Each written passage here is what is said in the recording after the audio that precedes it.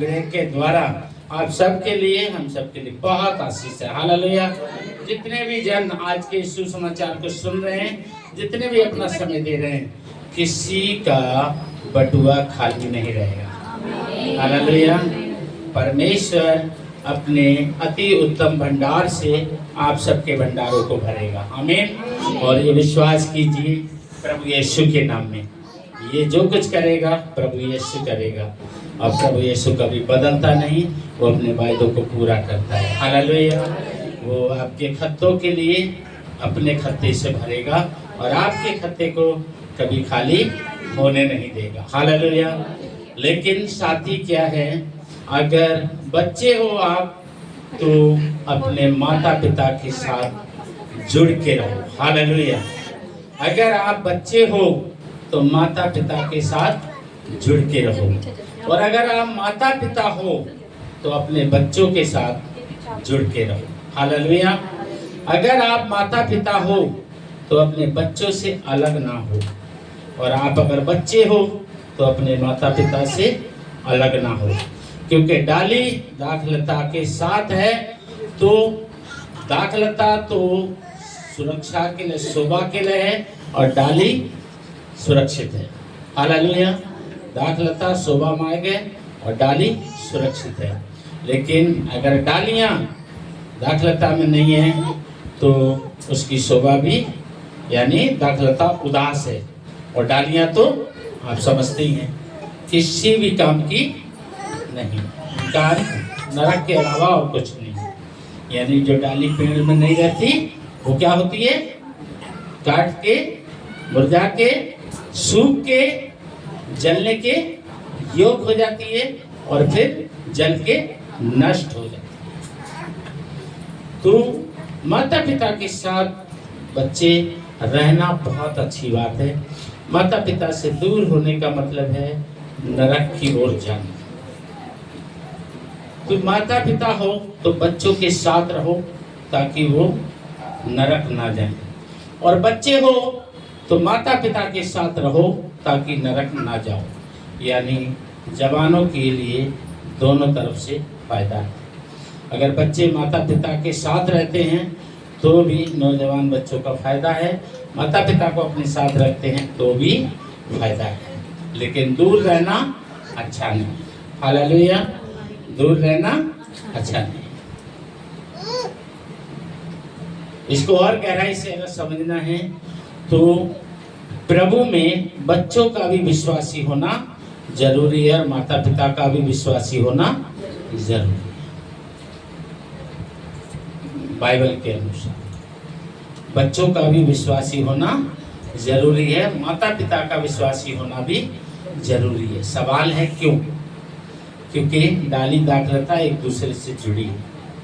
अगर माता पिता उद्धार पाए हुए भी हैं, अगर माता पिता उद्धार पाए हुए भी हैं तो भी वो हथेली पे बैठेंगे क्या? ऐसा कठिन समय होगा वो, क्योंकि बच्चों को तो बैठा लेगा नहीं, तो फिर क्या करेंगे? अपने बच्चों को छोड़ के बैठेंगे हैं? कोई हमारे बच्चों का कत्ल करे और हमको पराठा आम की चटनी से खिलाए, खाएंगे हम? नहीं, कोई भी इतना निर्दयी तो नहीं हो सकता, है ना? आम का नाम अब बेटा जब आई हो तो याद तो आएगा ना कुछ।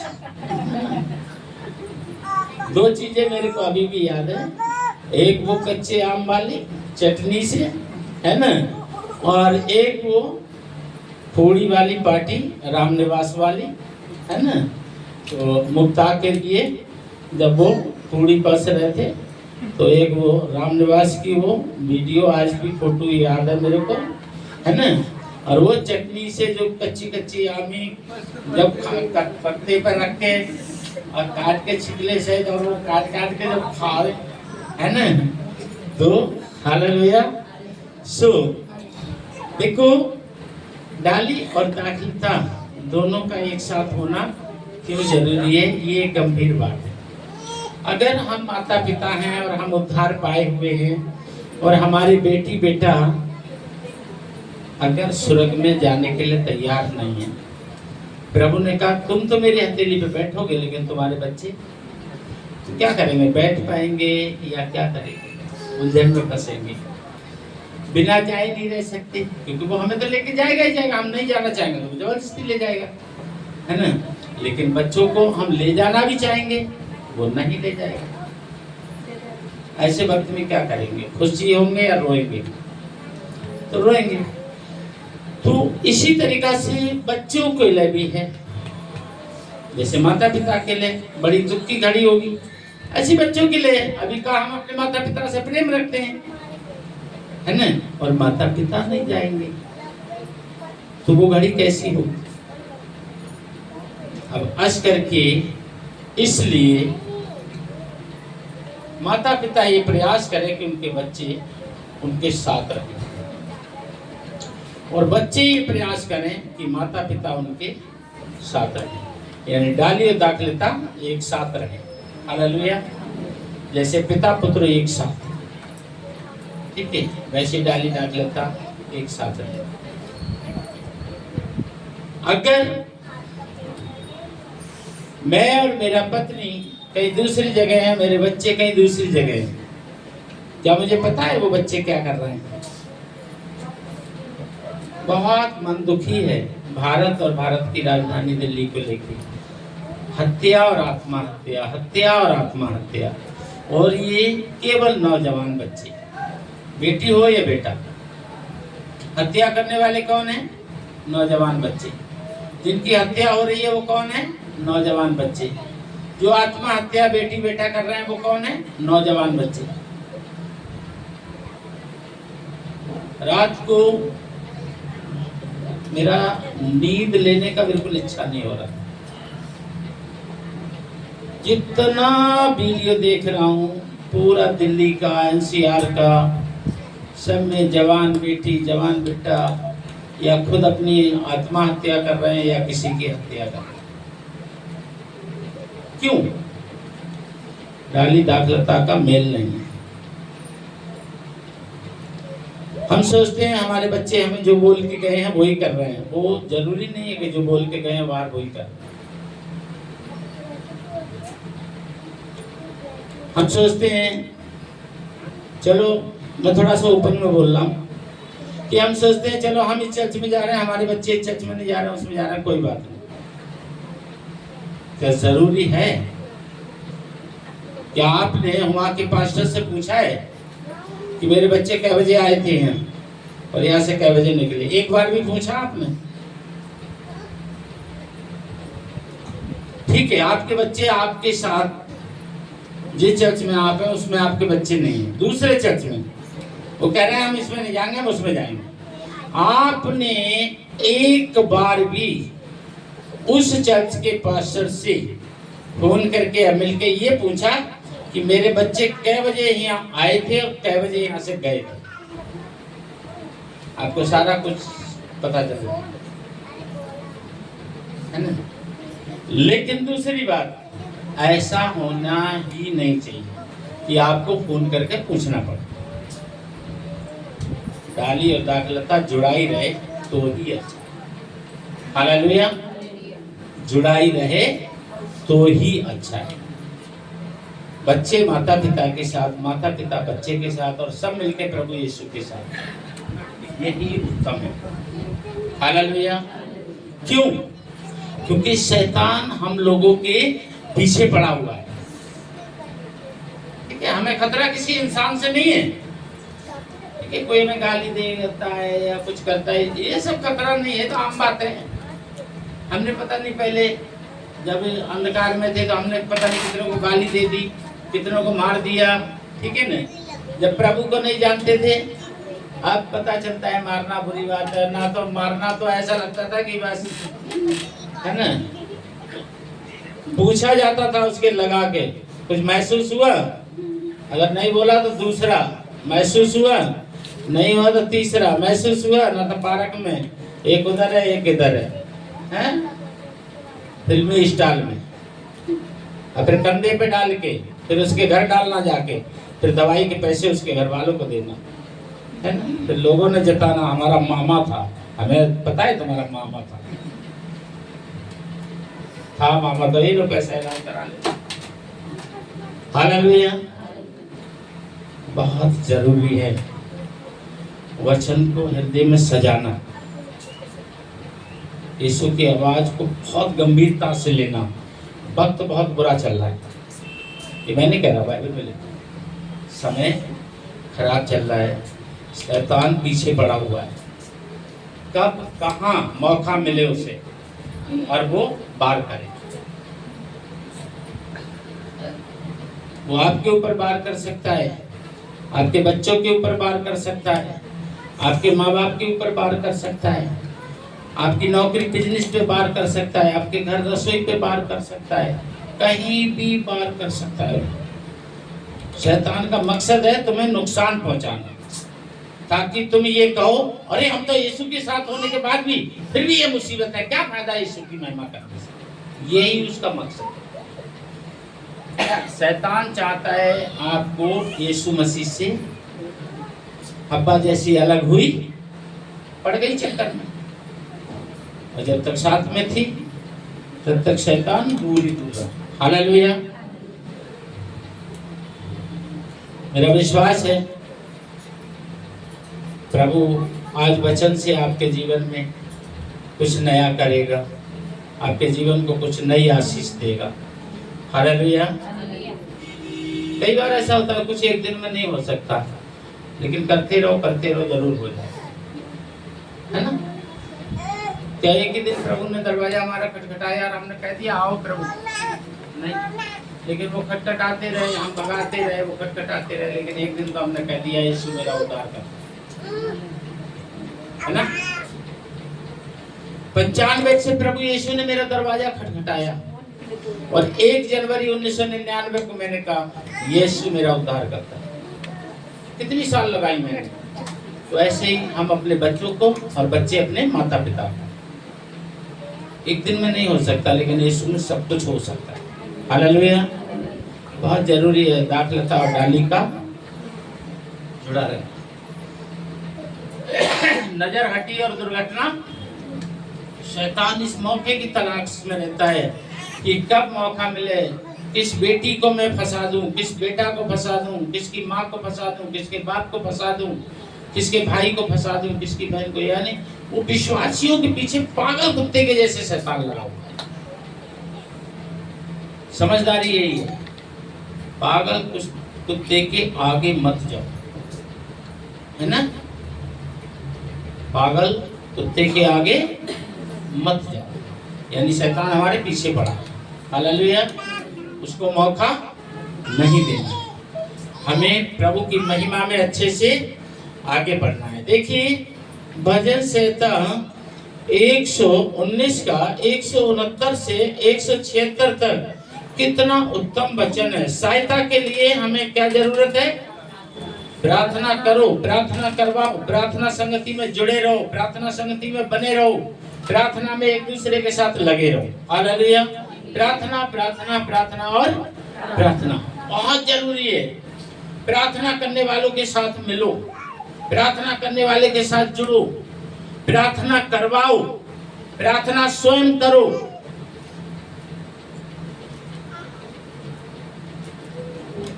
जरूरी नहीं है एक बार कर दिया बस हो गया, लेकिन प्रार्थना यीशु मसीह से होना चाहिए, ये भी हमें याद। हालेलुया। प्रार्थना किससे होना चाहिए? यीशु मसीह से होना चाहिए, क्योंकि वो ही सुनेंगे और वो ही हमारे लिए सब कुछ करेंगे। तो लिखा है 169 में, हे यहोवा मेरी दुहाई तुझ तक पहुंचे, तू अपने वचन के अनुसार मुझे क्या दे। ये बहुत जरूरी है। सब कुछ है, समझ नहीं है तो कुछ नहीं है। अपने माता पिता के साथ वही बच्चे चिपके रहेंगे जिनके पास क्या है? समझ है। और जिनके पास समझ नहीं है वो अपने माता पिता से कटे कटे रहेंगे। क्यों?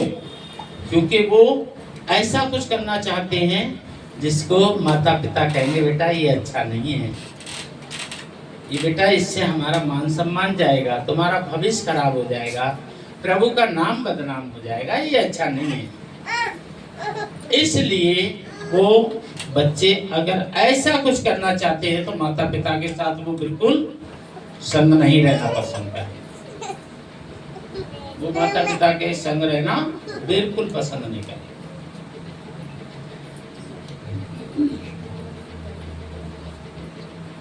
ये क्या है? इसके अंदर क्या है जिससे सुनते सुनाते हैं? सिम। ठीक है, ये मोबाइल है, मोबाइल के अंदर क्या पड़ा है? सिम।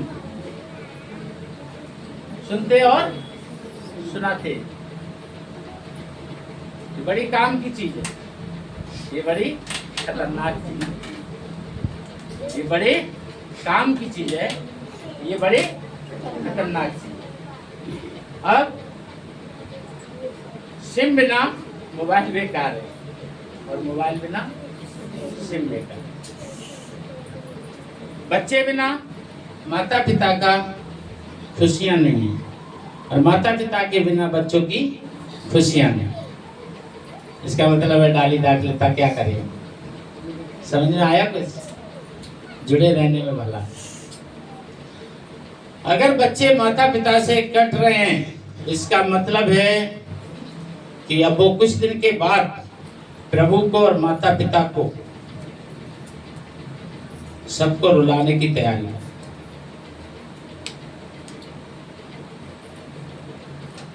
वो शर्मिंदा करने की तैयारी है। क्यों? क्योंकि वो जिस रास्ते पे जा रहे हैं उसको वो सही समझ रहे हैं, लेकिन वो रास्ता वास्तव में गलत है। क्योंकि सही रास्ता तो जन्माने वाली और जीवन संभालने वाला और भेजने वाला, ये तीन ही गाइड कर सकते हैं इसे। एक वो प्रभु जिसने भेजा, एक वो माँ जिसने गर्भ में रखा, एक वो बाप जिसने जैसे भी है इतनी साल तक का बना। यही सही मार्गदर्शन कर सकते हैं, चाहे जैसे भी हो, कैसे भी हो, लेकिन सही मार्गदर्शन कर सकते। और अगर इनसे जहां दूर हुए तो खतरे के मार्ग पे जाए। हालेलुया। इसलिए दूर जाना अच्छा नहीं। बने रहो, डाली दाखिलता एक दूसरे में बनी रहे। 70 मेरे गिड़गिड़ाने की तुझ तक पहुंचे, तू अपने काय के अनुसार, तू अपने काय के अनुसार, पीछे वाला नहीं, तू अपने काय के अनुसार, वचन के अनुसार मुझे किसे क्या कर ले, क्या कर ले? मतलब खतरा है, कोई तो चिमक है। दाऊद कह रहा है प्रभु मुझे छुड़ा ले, मुझे समझ दे। इसका मतलब कोई चिमक है, पीछे कोई चिमक है जो आगे हमारी सुरक्षा करने के लिए चल रहा है, लेकिन पीछे हमें कोई फंसाने के लिए भी लगा। कोई चिमक है जो हमें कहीं भी गिराने के चक्कर में लगा है। तो दाऊद कहता है मेरे बाप, मेरे परमेश्वर, मेरे खुदा मुझे समझ दे और मुझे छुड़ा ले।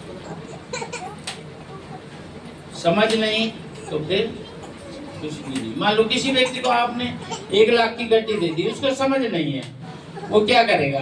फाड़ेगा, खेलेगा उसको या कुछ करेगा। जिसको समझ है वो उसको किसी काम में लगा के आगे बढ़ेगा, है ना? समझ नहीं है तो फिर पागल है, समझ है तो समझदार है ना? पागल तो कुछ भी नहीं कर सकता। ठीक है, तो हमारे लिए प्रभु की महिमा में आगे दौड़ने बढ़ने की जरूरत है। 71 में मेरे मुंह से स्तुति निकला करे। काय से? मुंह काय के लिए इस्तेमाल हो? प्रभु की स्तुति के लिए। बच्चे माता पिता के साथ, माता पिता बच्चे के साथ और सब एक दूसरे के साथ मिलके परमेश्वर की क्या करें? स्तुति करें, ताकि जब प्रभु आए तो मिलकर हथेली पे बैठे, है ना? मिलके हथेली पे बैठे।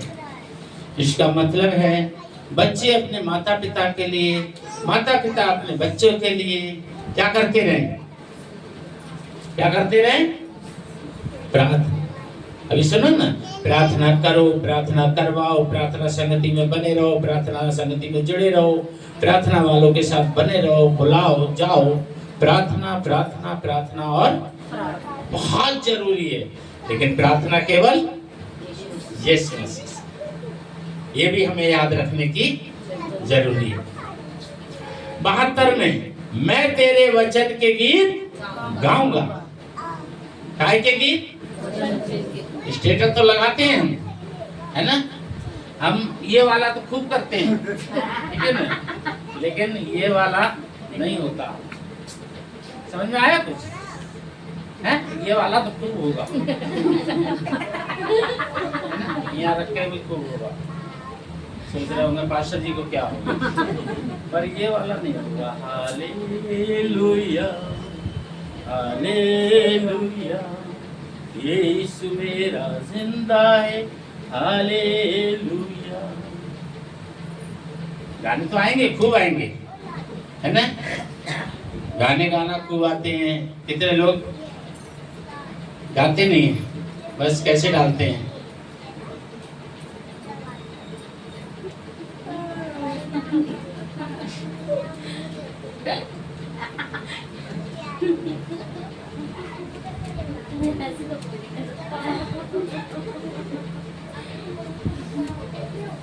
इंस्टाग्राम, फेसबुक, व्हाट्सएप, स्टेटस, है ना? लेकिन प्रभु का भजन नहीं मिलेगा उसमें, प्रभु का भजन नहीं मिलेगा, प्रभु का गाना नहीं आता उन्हें, प्रभु की प्रार्थना नहीं आती, प्रभु का वचन नहीं आता। जितना उस सब में अगर कर रहे हैं, अगर इतना ही प्रभु में कर लें, प्रभु जमीन से उठा के स्वर्ग में बिठा देते और फिर मुसीबतें पड़ती हैं, है ना? अब तुम आंख मार रहे हो, जीभ दिखा रहे हो, इशारा कर रहे हो, फिर उन्होंने ढूंढते ढूंढते तुम्हें ढूंढ लिया और जहां पता चला इस घर में रहते, 4 आए, पिट पिट करा, उन्होंने उठा के ले गए। लोट पे मिले, खोले गाड़ी के, क्या बोलते हैं वो, गेट बोलते हैं क्या, खोला पकड़ा डाल के ले गए। आजकल कितना कुछ हो रहा है, ये क्यों हो रहा है? जो होता है नाम वाला वही बदनाम हो जाता है, जो वायरल होता है वही गायब हो जाता है। कहाँ चला जाता है वो? 1 महीना 2 महीना वायरल हुआ, उसके बाद दिखाई भी नहीं दे रहा है। इंस्टाग्राम पे वायरल हो रहे हैं, फेसबुक पे वायरल हो रहे हैं, और उस पे वायरल हो रहे हैं। 1-2 महीना खूब वायरल होते हैं, खूब दिखाए जाते हैं, और बाद में लापता हो जाते हैं। कहाँ चली गई वो? गाड़ी में डाल दे। आए दिन हमारे भारत को तो छोड़ दो, भारत की राजधानी दिल्ली में कितने लापता हो रहे हैं आए दिन, हमें सारा बताया ही नहीं जाता। कितनी आत्माएं हत्या हो रही है दिल्ली में सारा दिन में, हमें बताया ही नहीं जाता। कितनी आत्माएं हत्याएं हो रही है, कितनी हत्याएं हो रही हैं, हमें नहीं बताया जाता। क्यों? इसका कारण क्या? बड़े सीधे से कारण है। एक अमीर आदमी, बड़े पद वाला, कोई मंत्री नेता हो या कोई बड़े पद पे हो, अमीर आदमी अगर एक रेड़ी पे जाके अगर कुछ खा ले, कुछ पी ले, तो सारे मीडिया वाले दिखाते हैं और क्या कहते हैं, ये उसका बड़प्पन है। इतना बड़ा मंत्री, ध्यान से देखिए, खा रहा है रेड़ी पे। एक बड़ा मंत्री, एक बड़ा अधिकारी किसी गरीब के घर में, जिसके बेचारा पता नहीं उधार या कर्ज करके, कैसे करके, या कबाड़ा बीन के बेचारा दाल आटा चावल चीनी पत्ती लेके आया है, एक बड़ा मंत्री या बड़ा अधिकारी उसके घर की जाकर उल्टी उसी की चाय पी लेता है गरीब की। उसको ये नहीं कि 10,000 रुपए दे दे, बल्कि उस गरीब की चाय पी लेता है। और मीडिया वाले रात दिन चलाते हैं, देखिए ये है इनका बड़प्पन। एक कंगाल के घर में, एक गरीब के घर में, एक नीच जात के घर में उनने चाय पी ली जाती। एक बड़ा आदमी अगर ऐसा करता है तो उसका बड़प्पन बताया जाता है। और एक छोटा आदमी जो हर दिन यही करता है, तो कहते हैं वो तो है ही इसी के योग, वो तो है ही इसी के योग।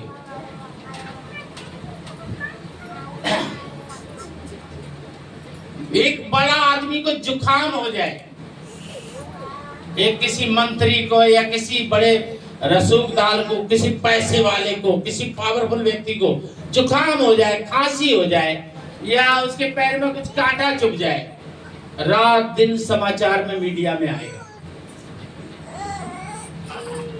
देखिए उनको जुकाम हो गया है, डॉक्टर लगे, नर्स लगे, ये लगा है, वो लगा है। गरीब आदमी मरने के बाद रोड पे भी पड़ा है, तो क्या कहते हैं कि लावारिस लाश पड़ी मिली, लावारिस लाश।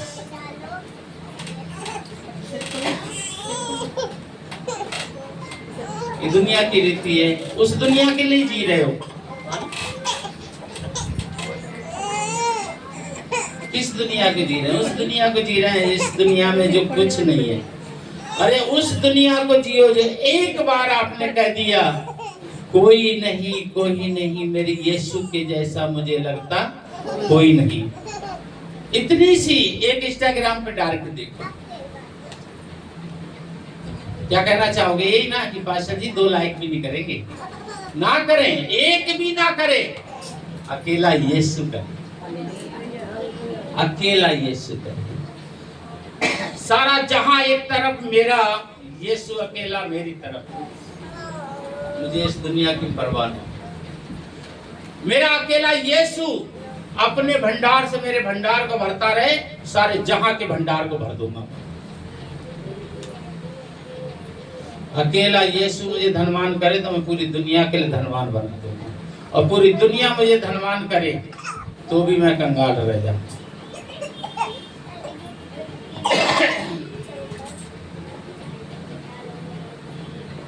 मैं उस बात को फिर दोहरा रहा हूं, पिछले समय की भविष्यवाणी को दोहरा रहा हूं।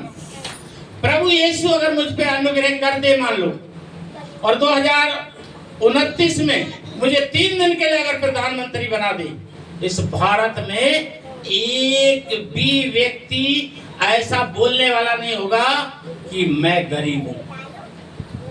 मैं उस भविष्यवाणी को आज फिर दोहरा रहा हूं। अगर 2029 में 3 दिन के लिए मुझे प्रधानमंत्री बना दे प्रभु यीशु परमेश्वर, इस भारत को में एक व्यक्ति ढूंढने से नहीं मिलेगा कि जो ये कहे आके कि मैं गरीब हूं। पता है क्यों? पता है क्यों? क्योंकि मैं लाखों वाले खाने और कपड़े में लाखों नहीं अपने खर्च करूंगा, करोड़ों के महल में नहीं रहूंगा, करोड़ों की गाड़ियां में नहीं रहूंगा, करोड़ों की सिक्योरिटी पे खर्च नहीं करूंगा, बारूदों पे खर्च नहीं करूंगा, अपने बॉडीगार्ड बाउंसर रखने पे खर्च नहीं करूंगा। ठीक है, 1 साल में अपनी तनख्वाह भी नहीं लूंगा। 3 दिन प्रधानमंत्री बनने के लिए बोल रहे हो, 1 साल की बात कर रहे हो। आपको पता है राजनीति में हारने के बाद, पद छोड़ने के बाद भी जब तक जिंदा रहते हैं पेंशन मिलती रहती है, पता है आपको? और अगर कोई 3 बार एमएलए बन गया तो 3 पेंशन, फिर एमपी बन गया तो 4 पेंशन, मुख्यमंत्री बन गया तो फिर 5 पेंशन, प्रधानमंत्री बन गया तो 6 पेंशन। अंधाधुंध पैसा मिलता है। 3 दिन अगर प्रधानमंत्री में बन जाऊं 2029 में, तो 3 दिन में इस भारत में ढूंढने से नहीं मिलेगा एक आदमी जो कहने आए कि मैं गरीब। क्यों? और गरीबी हटाने के लिए मुझे कोई बहुत बड़ा काम करने की जरूरत नहीं है। आप समाचार में सुनते ना, इतने 1000 करोड़ इस प्रोजेक्ट को, इतने 1000 करोड़ इस प्रोजेक्ट को, इतने 1000 करोड़ इस प्रोजेक्ट को, इतने 1000 करोड़। मैं पता है शपथ ग्रहण करके ही, हालेलुया, मीना बहन, जैसी शपथ ग्रहण करूंगा अपनी कुर्सी यही वाली ले जाऊंगा, एक गाय पकड़ने की, एक गाय बगैर पकड़ने की, और जैसी कुर्सी पे बैठूंगा रजिस्टर मंगाऊंगा, पेन उठाऊंगा, सबसे पहला काम होगा 80 करोड़ गरीबों के नाम। कौन कह रहा है? सही है, 80 करोड़ गरीबों के नाम।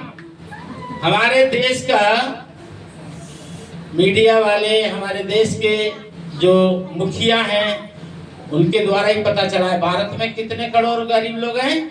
80 करोड़। तो मैं 80 करोड़ का प्रोजेक्ट निकालूंगा सबसे पहला। 80 करोड़ पे मोहर मार के साइन करूंगा फर्स्ट जी। 80 करोड़ को आज ही शाम से पहले सबके अकाउंट में 1-1 करोड़ पहुंच जाए। और कल आराम से उठूंगा लेट उठूंगा, फोन पे फोन बज रहे होंगे, बोलूंगा उठाओ, फोन पे फोन बज रहे होंगे। बाद में क्या हुआ? धन्यवाद, मैं तो करोड़पति हो गया। चलो जी मुबारक हो, मैं करोड़पति हो गया। चलो बैंक वाले भी खुश होंगे।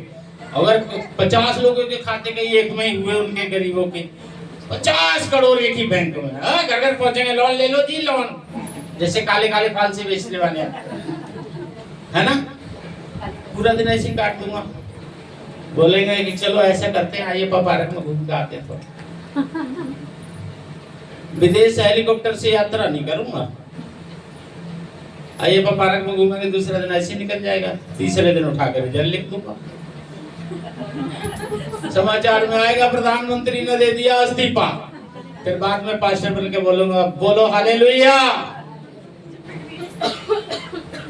पर ये सब कब होगा पता है?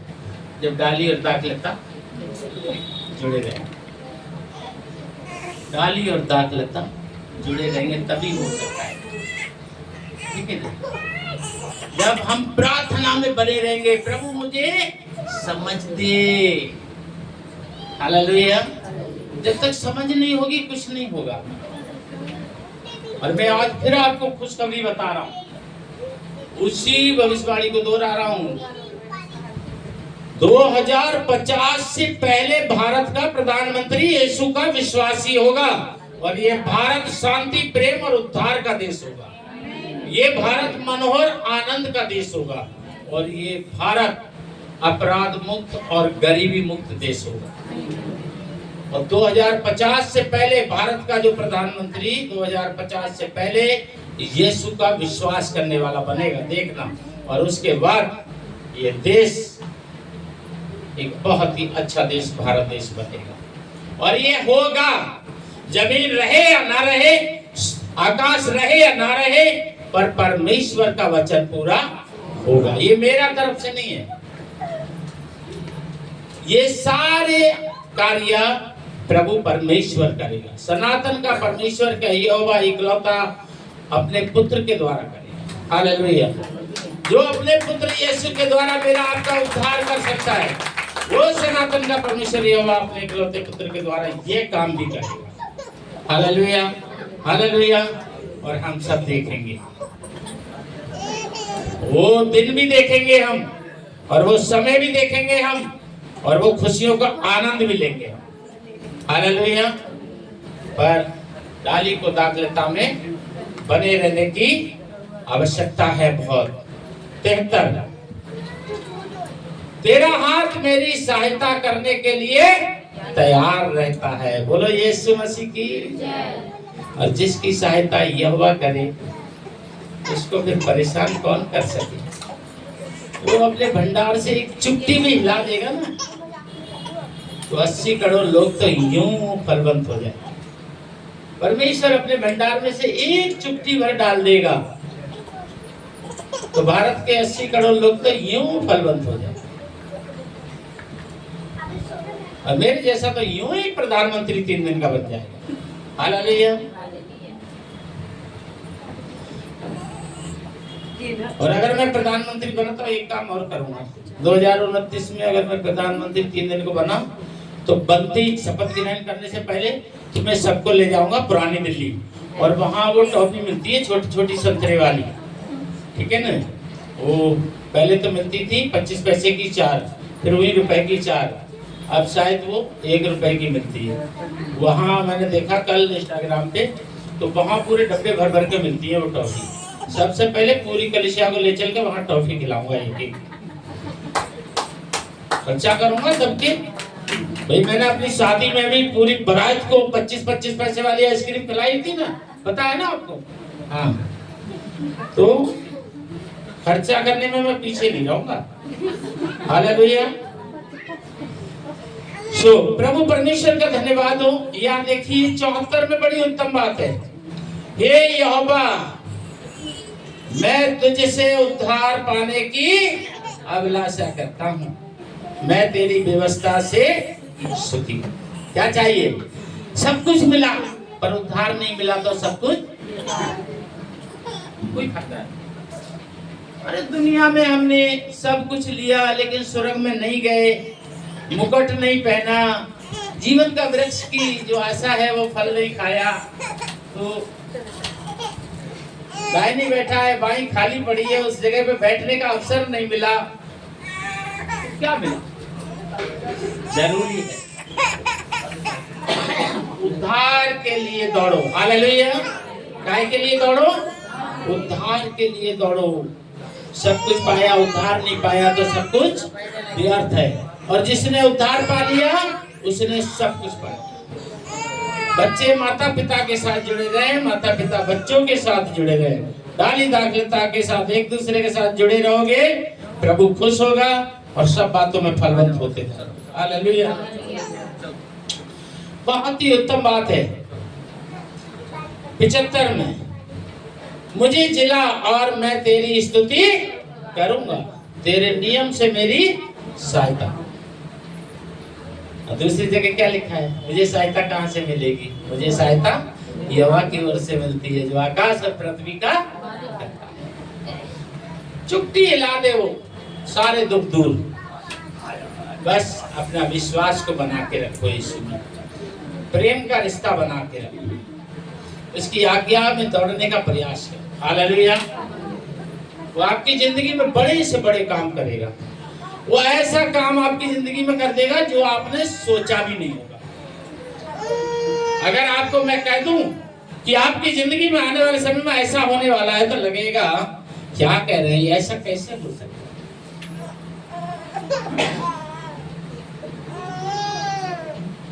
मान लो एक आदमी है जिसके गाल के जैसे चांद हो, है भाई कोई हो तो मैं किसी को दिल दुखाने के लिए नहीं बोल रहा। अगर कोई आदमी आपको मिले और गाल के जैसे उसकी चांद हो और उससे कहें कि अभी तुम्हारे ये चांद के बाल है ना, एड़ी से दबेंगे 2 घंटे के बाद, क्या लगेगा उसको? मजाक बना रहे है ना, ये बोला ना, मजाक बना रहे। बताओ, गालों के जैसे मेरी चांद है और बोल रहे हैं एड़ी से बाल दबेंगे 2 घंटे के बाद, मेरी मजाक बना रहे। लेकिन क्या प्रभु को कुछ असंभव है? प्रभु को कुछ नामुमकिन है? मेरी जिंदगी में बहुत बार ऐसे हुआ, बहुत बार ऐसे हुआ कि कई बार शरीर में कुछ ऐसे, वैसे पास्टर अपने दुख तकलीफों की गवाहियां नहीं देती, लेकिन ऐसा नहीं है कि हमारे शरीर में, हम प्रभु के हैं तो हमारे शरीर में कोई दिक्कत नहीं होगी। मेरे शरीर में कई बार ऐसे कुछ अचानक दिक्कत तकलीफ हुई है। कई बार यहाँ मंदिर में फंस गया, दरवाजा कोई बाहर से बंद कर गया, क्या करे प्रभु? एक बात याद आ रहा, मुझसे प्रार्थना कर, मैं तुझे अभी वो बातें बताऊंगा तो तू जानता भी नहीं है। बैठ कर दुआ में, प्रभु कुछ समझ में नहीं आ रहा है, मन घबरा रहा है, दिल बेचैन हो रहा है, बंद दरवाजा मुझे बहुत परेशान कर रहा है, मैं कहाँ जाऊँ, कहीं से रास्ता नहीं है। प्रभु कहता है चल गेट पे खड़ा हो। गेट पे जाता हूँ, कोई निकलते जा रहा है, दबा दिया, जरा दरवाजा खुला, खुल गया। किसने दी समझ? क्या कहा है? क्या प्रार्थना करो, प्रभु मुझे समझ दे। हालेलुया। वो सब कुछ दे सकता है हमें, हर नामुमकिन को मुमकिन करता है। कोई तेज आवाज वाला पढ़िए 76। देखिए अभी हम आखिरी अंत में, कितना पावरफुल आशीष है। मैं खोई भेड़ के नाई, मैं खोई हुई भेड़ के नाई भटका हूँ। हाँ, तू अपने दास को ढूंढ ले, क्योंकि मैं तेरी आज्ञाओं को भूल नहीं गया। मैं तेरी आज्ञा को। कैसे लोग प्रभु को पसंद है? कई बार हम सोचते हैं हम बहुत पढ़े लिखे नहीं हैं, हम बहुत बुद्धिमान नहीं हैं, हमें बाइबल बहुत अच्छे पढ़ना नहीं आती, हमें भजन बहुत अच्छा गाना नहीं आता, हमें प्रार्थना बहुत अच्छे से करना नहीं आती, हमारे कपड़े बहुत अच्छे नहीं है ना, और ये नहीं है वो नहीं है, तो परमेश्वर हमें क्या लाइक करेगा? परमेश्वर पता है किन्हें पसंद करता है? ये सबको तो बाहर से तो दुनिया देखती है, ये सब तो अंदर से देखती है। वो केवल ये देखता है मेरा बेटी मेरा बेटा मेरी आज्ञा का पालन करते हैं या नहीं करते, बस। वो हमारा रहन सहन, खान पान, पहनना ओढ़ना, बोलना चालना, पढ़ाई लिखाई, है ना, ये सब प्रभु को मायने नहीं रखती। ये सब तो प्रभु देता है, हालेलुया। ये सब तो प्रभु देता है, ये मायने नहीं रखता।